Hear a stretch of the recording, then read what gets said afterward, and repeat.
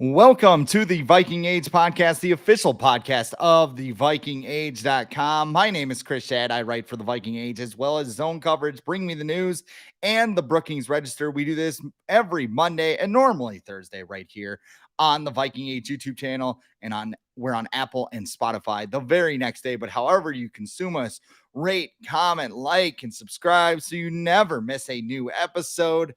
Today's guest is Luke Braun of the Locked On Vikings podcast. I normally give people a big interview, but he's on his tight schedule because he's been grinding the tape of last night's preseason games until his eyes bleed. So let's jump into this. Like, Luke, who are some of your winners from last night's preseason opener against the Seahawks? Yeah, I don't think I'm going to go too far off the beaten path with that. Ivan Pace is the one everybody can't stop raving about. Incredible game, very involved, shooting gaps, filling at the line of scrimmage, and being and filling with enough authority where you don't get blown back. Despite being a small guy, that was a concern I had going into the game, and he couldn't have answered that call any better. Plus, I mean, just blitzing in like a bat out of hell and blowing up an offensive lineman a couple of different times. Can't say enough. Ty Chandler also had a really, really nice day, especially as a check down option and converting a couple of third and longs on check down situations where whatever happened downfield didn't work. Those are probably the two biggest winners in terms of like roster position and ground that they gained.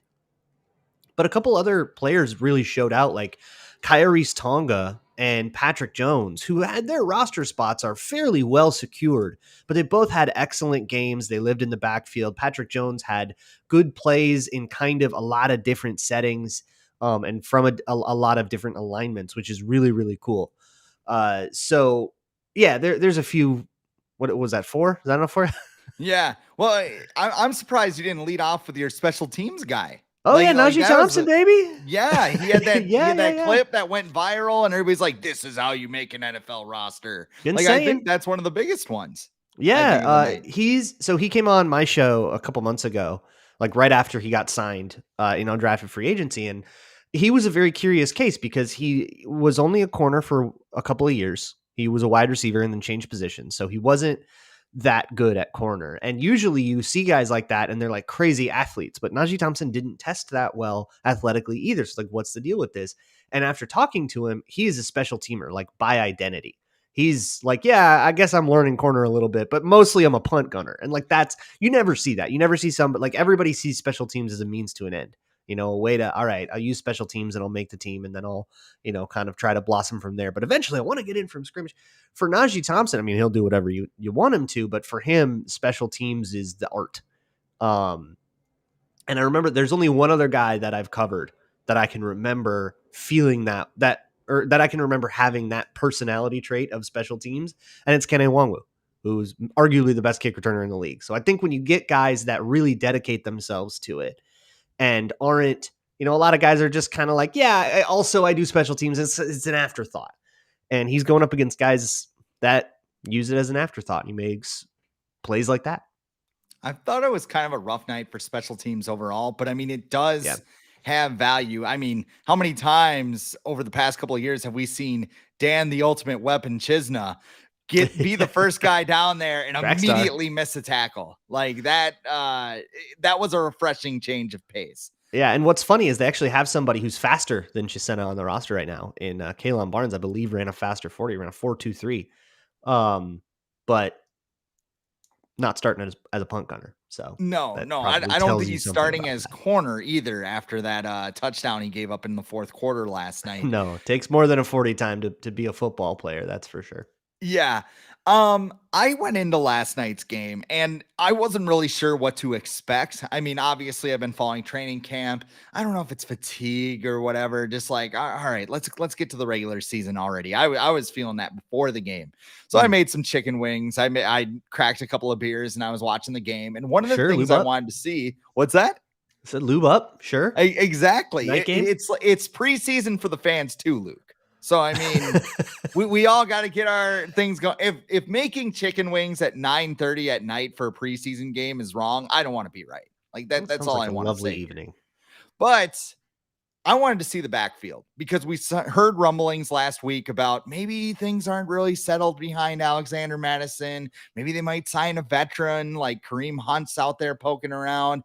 And I think Ty Chandler did a great job of seizing that role. I know Kene Nwangwu was out with an injury. He was listed second on the unofficial depth chart, but Chandler got the ball a lot. I think he touched the ball more than any other offensive player. And compared to his competition, I mean, Abram Smith looked okay. He was fine. And Dwayne McBride was an absolute disaster last night with the kickoff return. Didn't get a lot of help from his offensive line, but you can definitely see the learning curve there. So do you think the backfield's kind of settled going into the year, or could you still see them adding a veteran after last night? I don't know if they were ever going to add a veteran. I think they were always pretty happy with Ty Chandler. This is one of those things where it's not that Ty Chandler proved something that was previously unknown. We just got to see it for the first time, you know? Mm-hmm. So I think, and it looked like that was the way things were going in camp as well, that he was very clearly winning that RB2 job. And of course he was competing, rotating with Kenny Nwangwu about that, but hey, can't make the club in the tub, right? That's really the wild card here is if Kenny Nwangwu can get in and get some preseason reps and get healthy for that, then you might see some more pushing on that RB2 job. Hey, maybe Nwangwu's also thriving, right? I don't know if I'd call McBride a disaster, though. That feels a little harsh. He had a rough misread on one of the first plays. And I think as the game went on, the rhythm of it sort of started to settle in. I saw progression, I guess, a little bit more consistency later in the game. So I'm curious to see what happens in the joint practices and in the next preseason game, where I'm sure he'll get lots and lots of run. And if he can sort of, like, that was his first NFL action ever, right? Sure. Like, let's see if now that he kind of knocked the cobwebs off, something else can come through. Abram Smith didn't really do much for me in those two guys. I do think Dwayne McBride is further away from making the roster than he was before.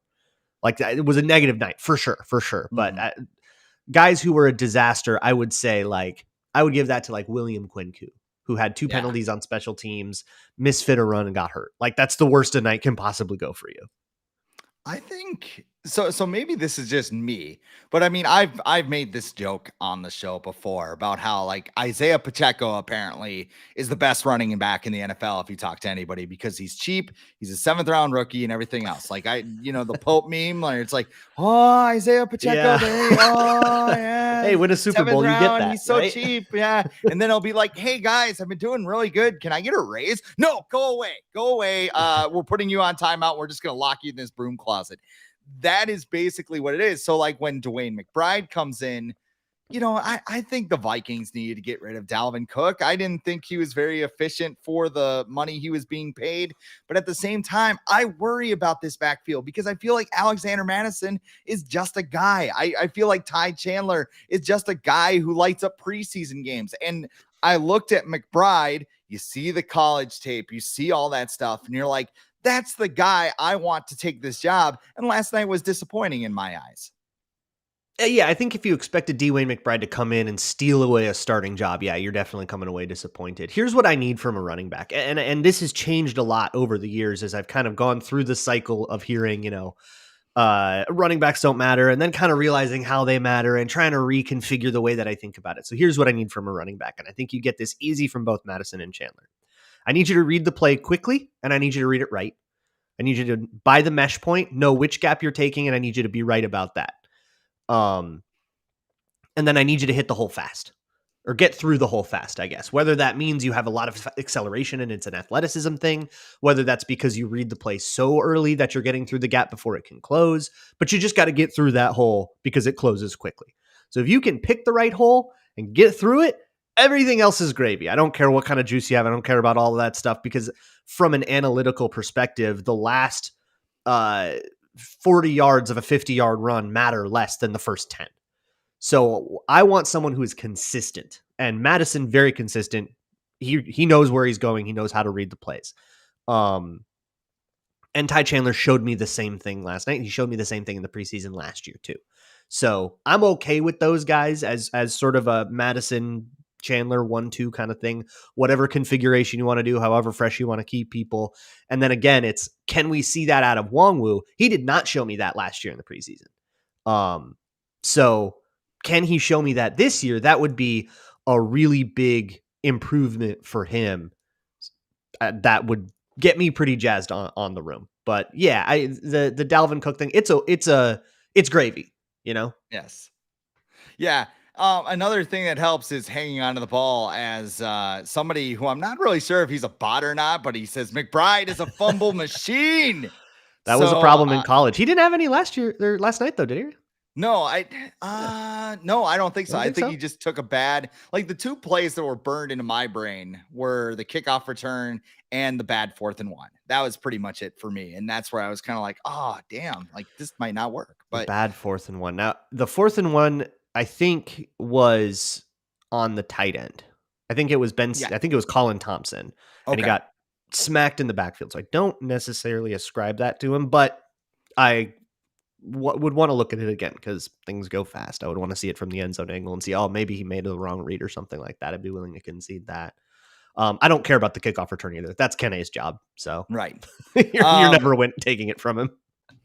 My apologies too. He said, "I'm not a bot. I watch you all the time. Big fan." Well, we appreciate exactly what a bot would say.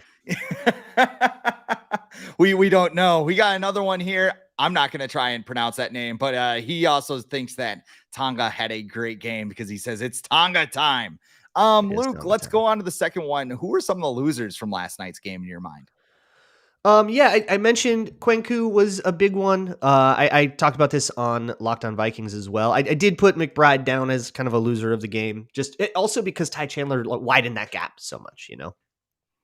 And then Andrew Booth. Here's the thing: maybe I'm being too hard on him because it's really one play, and I think the rest of the game was pretty solid. I don't think he was even targeted a separate time, but he got smoked on a double move by an undrafted rookie in the third quarter of a preseason game.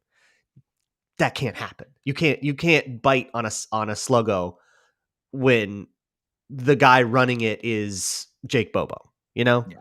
And hey, maybe Jake Bobo is the second coming. Maybe he's their Ivan Pace over there. And listening to Seahawks stuff like Locked On Seahawks, it kind of sounds like they are pretty stoked on him. So maybe I'm underrating him, but to me that is the mark of a rough night. But again, we'll see what happened on the rest of it. It seemed like the outside, both Joejuan Williams and Andrew Booth were, they were not testing the outsides. And maybe that's just Drew Lock not wanting to throw those balls. But also it kind of sucks for Booth because Joejuan Williams had a good night. Yeah. He had a couple of really sound tackles. He had that great pass breakup in the end zone. And that's, you're kind of jockeying for position there. And then the other loser for me was Lewis Seen. So it sucks. It's like it's Booth and Seen. Yeah. But for me, and I don't think a lot of it showed up. This is going to be one of those times where nobody says anything about Lewis Seen and then the PFF grade comes out and everybody's got an opinion all of a sudden. That is definitely their own, that they came up with on their own expertise. You know what I mean? Yeah. But here's what I saw. I saw him get bowled over a couple of times. I saw him miss a couple of tackles. That'll kill your PFF grade. And then I saw him laid over the top a bunch of times. I saw a gap that was way too wide once on an over route between him and Ivan Pace. I think that was more Pace's fault, but it's always going to be a little bit of a takes two to tango thing. Those guys should be able to space with each other. There were a lot of subtle plays with Lewis Seen that just weren't right. And his closing speed was awesome, but there was also this sort of physicality where he would pop a guy and bounce off him, you know, like in the same way Ivan Pace would, but Ivan Pace is so much smaller that you expect that. Yeah. And Lewis Seen, he was also tackling really high. So there was the first play was an awesome close. That very first tackle, and then he tackles the guy around the neck. That'll get you a penalty a whole bunch of the time. It's a dangerous way to do it. And also people are going to slip away from that tackle, which also happened to him later in the night.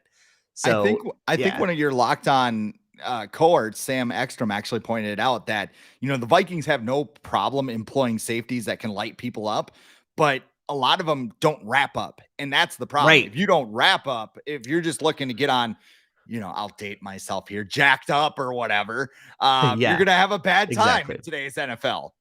Zach Charbonnet has a low center of gravity. You're not going to knock him over. You got to Right. get him around the hips and take him down like a real boy. Yeah. Um, I had another. I mean, let's talk about this because the 2022 draft class, I think, lost as a collective whole because they seem to be really, I don't know, underwhelming. Maybe is the word. Maybe they're I don't think they're losing their grip on their roster spots, at least not most of them. But it just doesn't seem like they got a good return because you look back at that draft. I think everybody's obsessed with Jamison Williams, but remember, Who Kyle also isn't Hamilton. playing with the first team right now. Correct. It's Yeah. funny. Yeah. It's one of those, it's like the RG3 trade where everyone loses. Yeah. Yeah. Just everybody's like, oh, look at these.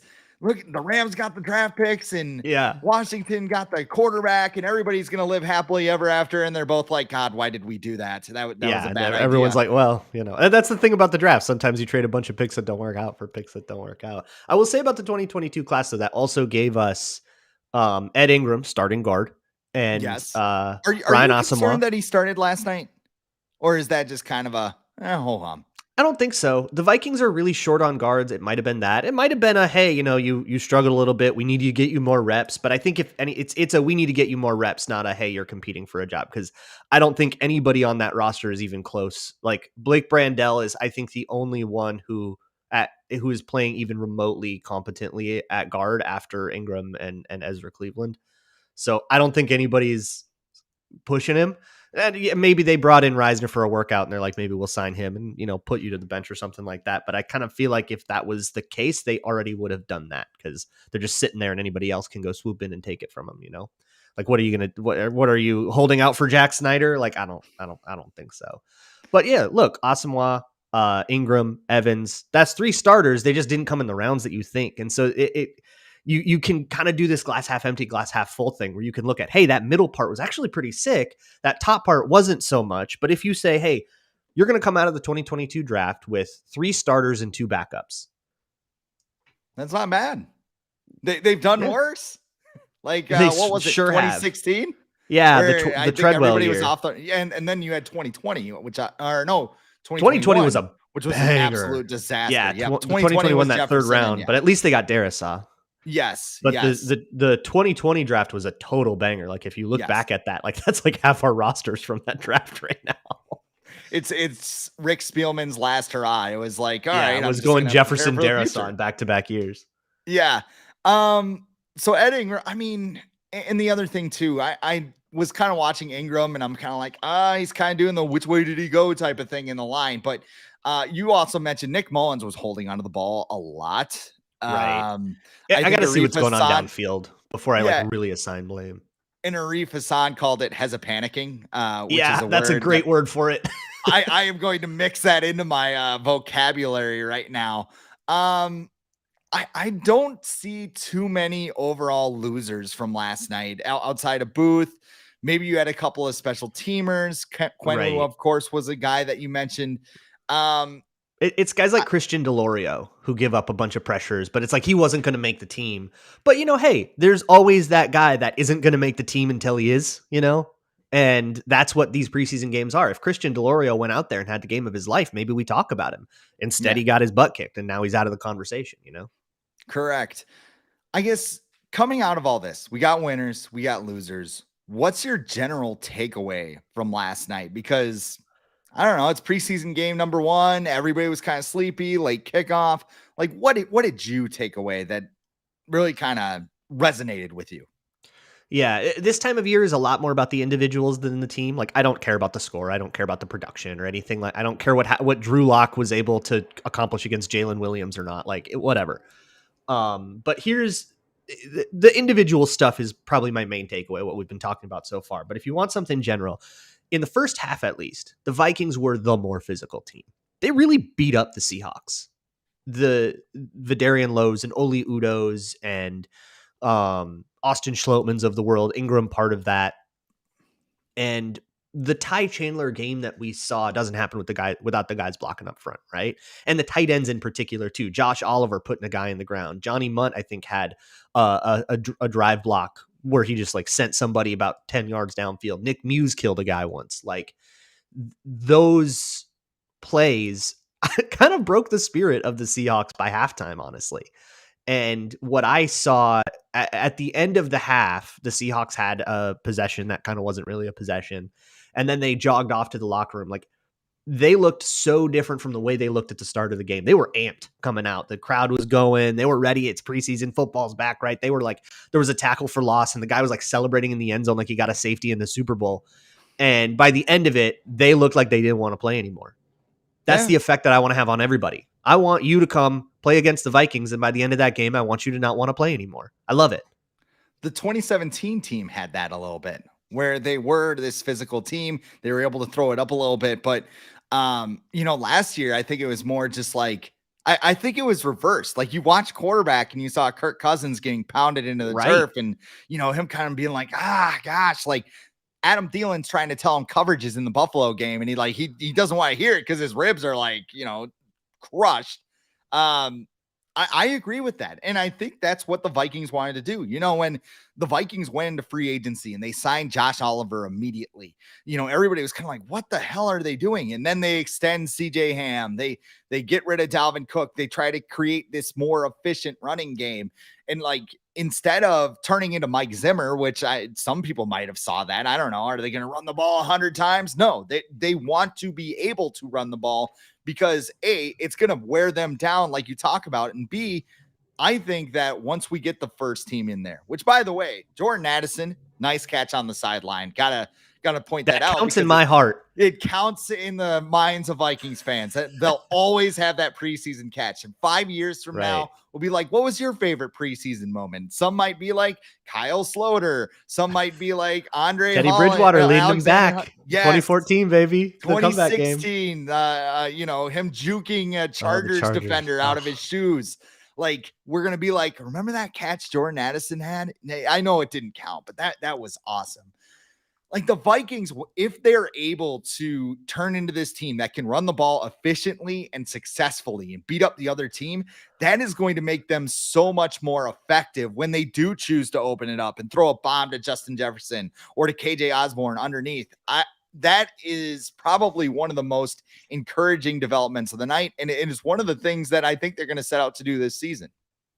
Have you listened to the Play Callers, the Athletic podcast series by Jordan Rodriguez? I have for one of my jobs, I have a soccer doubleheader on Saturday. So I think I'm going to fire that up while I'm sitting there taking photos, but yes. So in it, I'll spoil one thing for you. In it, sure. Kyle Shanahan talks about the 2019 playoff game against the Vikings.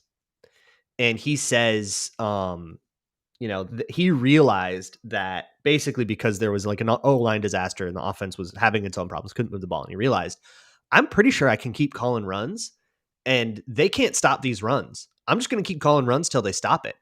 And he's like, yeah, we ran like 75% of the time that game. And you remember how that went because the Vikings could not stop that run. If you can run and they can't stop it, there's no easier way to win a football game. If you can just keep spamming the same play and they just cannot stop it. And in that game, the 49ers had an 8-play drive with no passes on it for a touchdown. Yeah. It was disgusting. And I think that was honestly the day Zimmer died. and remember, Green Bay had the same fate because Raheem Mostert, didn't he run for like 250 yards or something in that NFC Championship game? And that 2019 49ers team was one of the apexes of Kyle Shanahan kind of like figuring stuff out. But yeah, he was just like, F it, we're just going to keep running. And he literally like thought that on the sideline. He's like, it was like playing Madden. Like, well, I'll just keep calling it till they stop one. And then 8 plays later, he had a touchdown. It is interesting. And I mean, same coaching tree, everything else, you got the zone blocking scheme. I'm pretty high on the Vikings offense. I guess, we can't take away much from the defense last night, but how did you feel about the defense's performance? I mean, we're not seeing everything because Brian Flores is going to open the curtain in week 1, but what did you think from the early returns? And yet we still saw a whole bunch of blitzes. Yes. I talked about it on my show and people in the comments were like, he's not going to blitz in the preseason. He's not going to show it. Sure enough, Ivan Pace flying around in the backfield. But their blitzes are more of a system than like, okay, we're going to call, here's my diagram and here's this play and it's a lot of blitz packages are run like an offense. This is run more like a protection scheme or something, or like a coverage where there's rules. And we sort of saw that a lot of duress. But we also saw that when blitzes are picked up, you get lots of one-on-one situations. And, late in the game, that's Kalen Barnes getting beat for a touchdown and like kind of mossed out of it, right, on a back shoulder. Obviously, Kalen Barnes is not going to be an issue for the 2023 Vikings in the regular season unless things go very weird. But the concept is still the same. If you pick up the blitz, you get a one-on-one matchup. And there are a lot of ways to lose a rep one-on-one. Maybe you fall over on the back shoulder. Maybe you just get beat. Maybe you're like Andrew Booth. It's a double move, and now there's all of this space. You just throw a nice 7-iron to the pylon, and it's a free touchdown. Maybe you lose at the catch point. Maybe you lose at the release. There's a lot of ways to lose a one-on-one rep. And if you pick up the blitz, it will come down to those one-on-one reps. So we will see these moments where, oh my God, we got 50% pressure on this game, but they also hit a whole bunch of explosives on us because Mekhi Blackman got beat on a slant over the middle, or because Jay Ward didn't, close down the space properly in and underneath. I think it was a red 3 or something like that they scored the touchdown on. Those mistakes will be extra exposed unless the blitzes get home, which they do a lot, but not always. And so we're going to be in this huge up and down world. The defense is going to be exhausting. That's what this is going to be. The Vikings are going to exhaust you. There's my 2023 Minnesota Vikings preseason or preview. They will make you tired. They will make you. Yes, you will be exhausted. And not your opponent, not their opponent necessarily. No, you, the fan, you will be stressed. You'll need like a wind down and a cup of tea and a nice with last bath. year's team though too, with the 8 fourth quarter comebacks. Right. So it's like, yeah, I need to take a shower after this game. Holy shit! Like, what just happened? Let's wrap things up, Luke. What's going on at Locked On Vikings right now? Yeah. So we're into season mode, preseason mode, basically. So the Everyman series has wrapped up. So your favorite Viking player, as long as it wasn't someone signed in the last week, I didn't get to Copeland or N'Keal Harry, but basically anybody before that, I have done a puff piece profile on them somewhere in the last couple months of Locked On Vikings. So go check that out. I'll be doing, if I can find the tape for this, I'll be doing a tape review on patreon.com/Luke Braun NFL, as well as a sister podcast on Locked On Vikings like I did last year. And we're right in the swing of things, baby. And by the way, make sure you check out Luke Braun's History of the Vikings documentary. Yeah. Even though we're a year out from when it was aired, pretty much the same thing going on right now. It is fantastic. Sure. I think I'll probably do... I don't think I'll be able to stop myself from whenever the Kevin O'Connell era, whenever the decade is over, or this era is over, because it kind of went, it was great because I did it at the end of the Zimmer era. So it was like, we're now in a new chapter. And whenever this chapter is over, I'll probably do an episode 8. But right now there's 7 episodes. You can go watch them all right now. Patreon.com/Luke Braun NFL. No paywall, all for free. You can just go enjoy. When Kevin O'Connell gets fired in horrific fashion. Yes. That's when Luke will hit they don't let him on again. the bus in 2028 or whenever it happens, right? Where can people follow you on social media as well? Sure. Luke Braun NFL on Twitter, Locked On Vikings on Twitter, and then, of course, the Patreon page. Well, Luke, thank you for coming on. Of course, this is the Viking Age podcast, the official podcast of the VikingAge.com. We do this every Monday and Wednesday at 6:15 p.m. Central Time. Magic of live YouTube. You can catch us on Apple and Spotify the very next day. But however you listen, rate, comment, like, and subscribe so you never miss a new episode. For Luke Braun, I am Chris Schad, and we'll talk to you next time on the Viking Age podcast.